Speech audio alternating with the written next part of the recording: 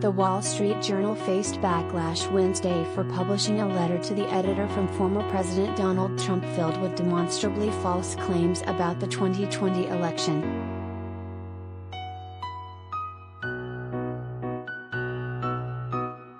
Responding to a Sunday Wall Street Journal editorial titled "The Election for Pennsylvania's High Court," the former president wrote, "Well, actually, the election was rigged, which you, unfortunately, still haven't figured out."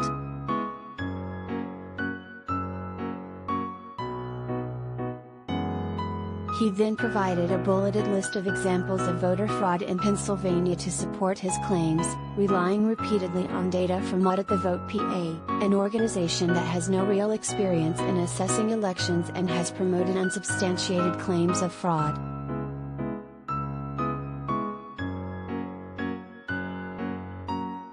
Multiple audits into the state's 2020 election results affirmed the vote count, and numerous lawsuits challenging the results failed in court.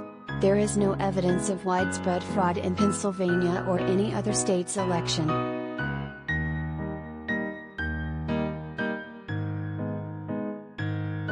The Wall Street Journal published Trump's letter without noting these facts. The former president was deplatformed from Twitter, Facebook and other social media sites earlier this year after spreading disinformation about the election for months and inciting a mob of his supporters to storm the U.S. Capitol to try and overturn the results.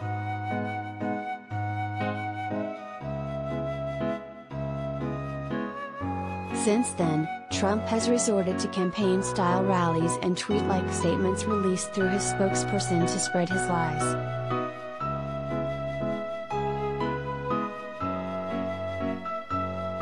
Media critics, journalists and political commentators slammed the Journal Wednesday for giving Trump another platform for disinformation and for passing off his false claims as opinion.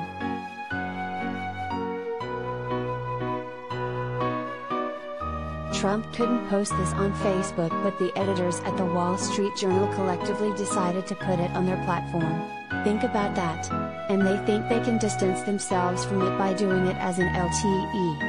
As if that magically absolves them from pushing the lies, tweeted Amanda Carpenter, political columnist for The Bulwark.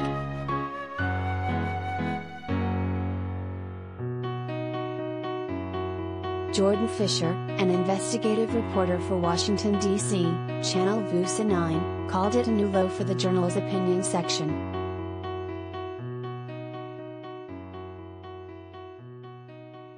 Today they printed a litany of election falsehoods from former President Trump, without even a single mention of the fact that their own editorial side has thoroughly debunked these claims, he tweeted.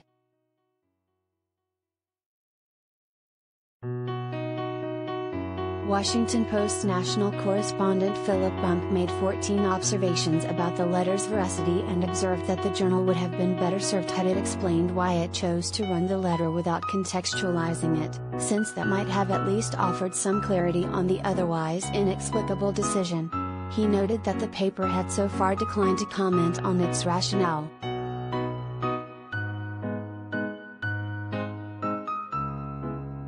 The Wall Street Journal did not immediately respond to HuffPost's request for comment.